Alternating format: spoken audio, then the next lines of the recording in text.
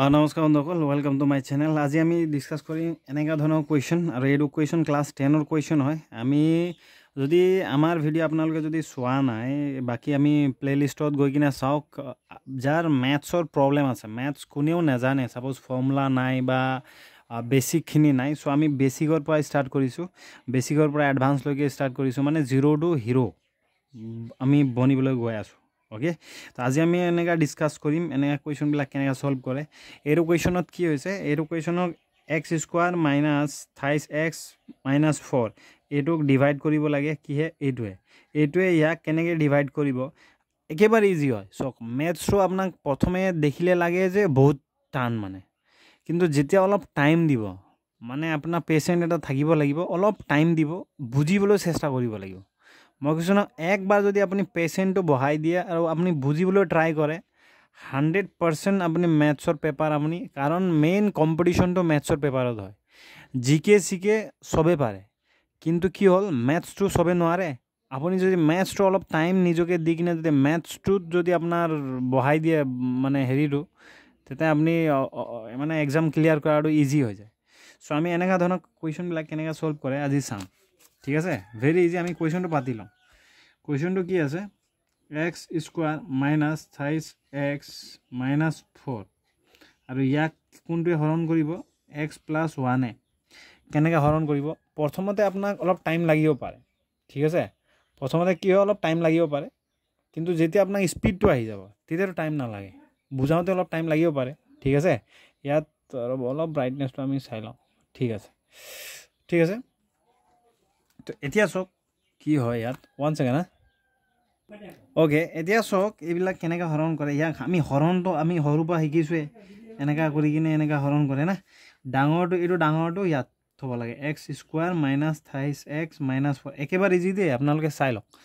আপোনালোকে চালে গম পাই যাব, শেষলৈকে চাব, তেতিয়াহে বুজি পাব। এতিয়া কি হয়, আমি গম পাওঁ যে এইটোৱে ইয়াক হৰণ কৰিব লাগে, আৰু এইটোক হয় ভাগফল, কোৱেশ্যন বুলি কয়। ইয়াক কিমান বাৰ যাব ইফালে দিব লাগিব না। এতিয়া চাওক, এনেকুৱা টাইপৰ হৰণ কি আহিব। এতিয়া ইয়াত আমি কি বাৰ দিম যাতে এইটো বস্তুটো হৰণ হৈ যায়। এতিয়া সেইটো জানিব হ'লে প্ৰথমে চাব দেই,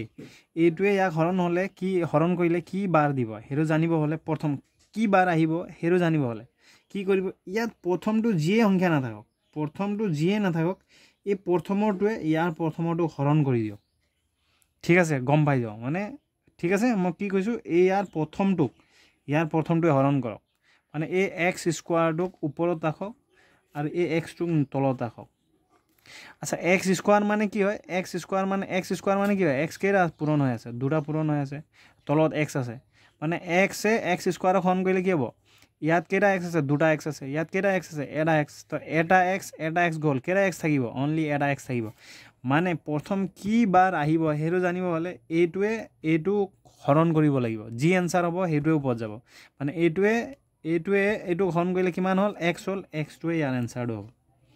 ঠিক আছে। বুজি পালে, একেবাৰে ইজি দেই, একেবাৰে ইজি হয় এক্স। এতিয়া এই এক্সে কি কৰিব গম পাইছেনে, এই এক্সে এইটো এক্সৰ লগতো পূৰণ হ'ব আৰু এইটোৰ লগত পূৰণ হ'ব, ইয়াত যি থাকে চবৰ লগতে পূৰণ হ'ব, ঠিক আছে। এতিয়া চাওক, এক্সৰ লগত পূৰণ হ'লে কি হ'ব, এক্স পূৰণ হ'লে, এক্স আৰু এক্স পূৰণ হ'লে কেইটা এক্স পূৰণ হৈছে, 2টা এক্স। তো এক্স স্কোৱাৰ নহ'ব নেকি, তো এক্স পূৰণ হ'লে সদায় এক্স স্কোৱাৰ হয়, ঠিক আছে। আৰু এক্সে একৰ লগত পূৰণ হ'লে এক্স এগুণ এক্স হ'ব, এইটো এক্সৰ তলত ৰাখক দেই। এতিয়া যেতিয়া আমি সদায় জানো, 2টা সংখ্যা বা 2টা যিয়ে নহওক পূৰণ হ'লে সদায় তাহাঁতৰ আগফালৰ চিনবিলাকো পূৰণ হয়। ইয়াৰ আগফালে একো চিন নাই, প্লাছ আছে, একৰ আগফালে প্লাছ আছে, প্লাছে কিমান হ'ব, প্লাছ আহিব। এক্স এগুণ এক্স, প্লাছে প্লাছ, এক্স স্কোৱাৰ, প্লাছে প্লাছ। এতিয়া প্লাছটো একেবাৰে আগফালে প্লাছটো নবহে, সেইটো আমি জানো। এনেকুৱা টাইপৰ হৰণ কেনেকৈ কৰে দেই। তাৰপিছত চাওক, যেতিয়া আপুনি দীঘল চিনডাল মাৰিলে, মনত ৰাখিব, যেতিয়া আপুনি দীঘল চিনডাল যেতিয়া মাৰি দিব, অট'মেটিকেলি তলত যিমানখিনি চিন আছে যে সেইবিলাক চেঞ্জ হৈ যায়,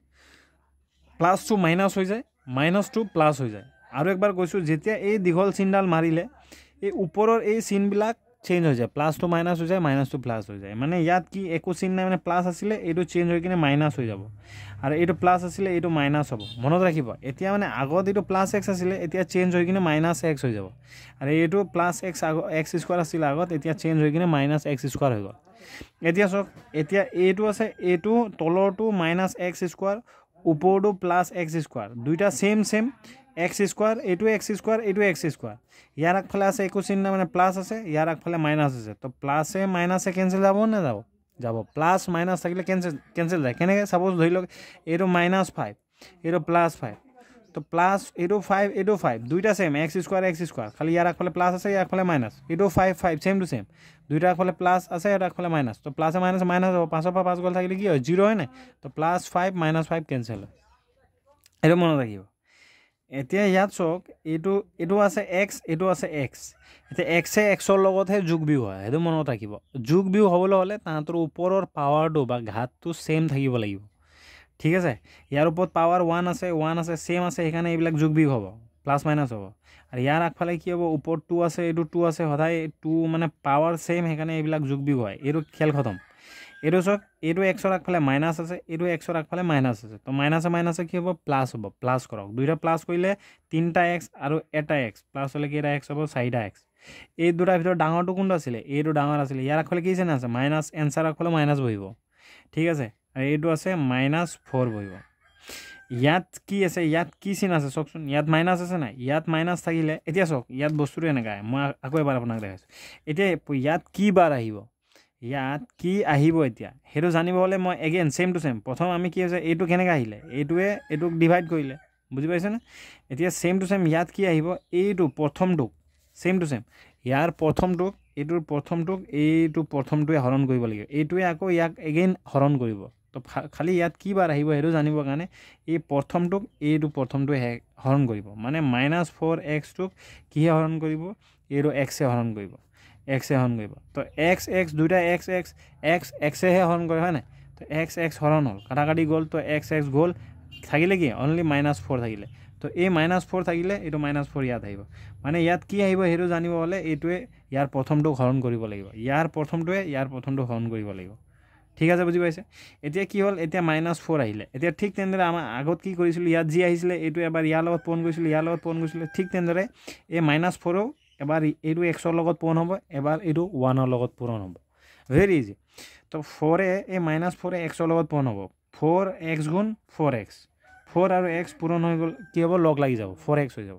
এতিয়া যেতিয়া আমি অলৰেডি কৈছোঁ দুইটাৰ আগফালে যেতিয়া দুইটা সংখ্যা যেতিয়া পূৰণ হয় তেতিয়া তাৰ আগফালৰ চিনবিলাকো পূৰণ হয় ইয়াৰ আগফালে আছে মাইনাছ ইয়াৰ আগফালে আছে প্লাছ তো প্লাছে মাইনাছে কি হ'ব মাইনাছ হ'ব বুজি পাইছেনে এতিয়া আকৌ তাৰপিছত হ'ল এতিয়া চব 4য়ে ইয়াৰ লগত পূৰণ কৰিলে এইটো হ'ল 4য়ে এতিয়া ইয়াৰ লগত পূৰণ হ'ব 4 গুণ কিমান হ'ব 4 হ'ব এতিয়া দুইটা আগফালে চিন চাওক প্লাছে মাইনাছে মাইনাছ এতিয়া এইটো চিন মৰাৰ লগে লগে ওপৰৰ চিনবিলাক চেঞ্জ হৈ যায় -2 প্লাছ হ'ব -2 প্লাছ হ'ব প্লাছটো মাইনাছ হয় -2 প্লাছ হয় এইটো মাইনাছ আছে প্লাছ হ'ব এইটো মাইনাছ আছে প্লাছ হ'ব এতিয়া চাওক এইটো ওপৰতো মাইনাছ এইটো 4x এইটো +4x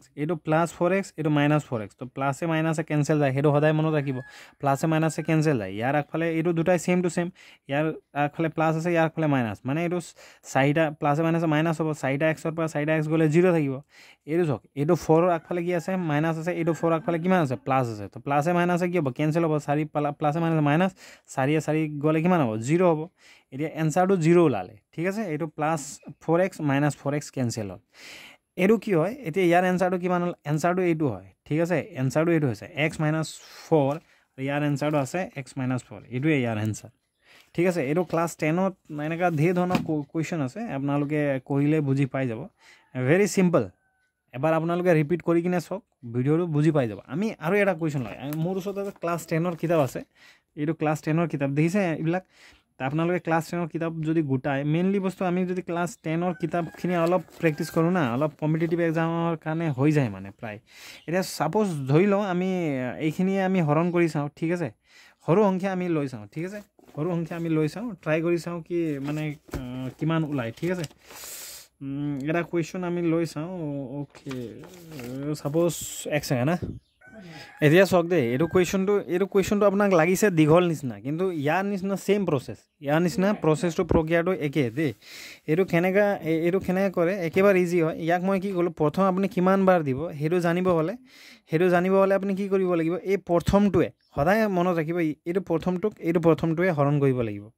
এইটো ফাৰ্ষ্টটোৱে হৰণ কৰিব লাগিব, ঠিক আছে। এইটো কি আছে 2x⁴ আছে, আৰু তলত কি আছে x² আছে। ইয়াত ভাঙক কিমান আছে, ইয়াত x2 আছে, x কেইটা x⁴ মানে x কেইটা থাকিব 4টা থাকিব, এইটো এনেকৈ x কেইটা থাকিব 4টা থাকিব, পূৰণ হৈ আছে, ঠিক আছে। আৰু ইয়াত x² মানে কি হয়, x কেইটা আছে 2টা আছে, x এনেকৈ 2টা পূৰণ হৈ আছে। এতিয়া x 2টা তলতো x আছে ওপৰতো x আছে, তো x তলে ওপৰে থাকিলে কাটাকাটি যাব, ইয়াত 2টা x কেঞ্চেল হ'ব, ইয়াৰ ওপৰতো 2টা x কেঞ্চেল হ'ব। তো ওপৰত কি থাকিলে, ওপৰত 2 থাকিলে আৰু 2টা x থাকিলে, তো ওপৰত 2 থাকিলে আৰু 2টা x পূৰণ হ'লে কি হ'ব, x² হ'ব। তো ইয়াৰ এনচাৰটো কি হ'ব, এই 2x² হ'ব, ঠিক আছে। ওপৰত কি আহিব সেইটো জানিব হ'লে মই অলৰেডি ক'লোঁ যে এইটোৱে প্ৰথমটোৱে ইয়াৰ প্ৰথমটোক ডিভাইড কৰিব লাগিব, এইটো ওলালে। বুজি পোৱা নাই যদি আকৌ এবাৰ চাব, আৰু যদি আপোনালোকে বুজি পোৱা নাই কমেণ্ট দি জনাব, মই আৰু ডিপ এক্সপ্লেনেশ্যন ভিডিঅ' লৈ আনিম, ঠিক আছে। এতিয়া কি হ'ব, ইয়াত নেক্সট ষ্টেপ আপুনি এইটো পালে, নেক্সট ষ্টেপটোত কি হ'ব, ইয়াত যোনটো এনচাৰ আহিলে সেই এনচাৰটোৱে এবাৰ ইয়াৰ লগত পূৰণ হ'ব, এবাৰ ইয়াৰ লগত পূৰণ হ'ব, বুজি পাইছেনে? এবাৰ ইয়াৰ লগত পূৰণ হ'ব, এবাৰ ইয়াৰ লগত পূৰণ হ'ব, ঠিক আছে। এতিয়া পূৰণ কৰক এইটো। এতিয়া চাওক, এতিয়া কি হ'ব, x² কাৰ লগত পূৰণ হ'ব, এই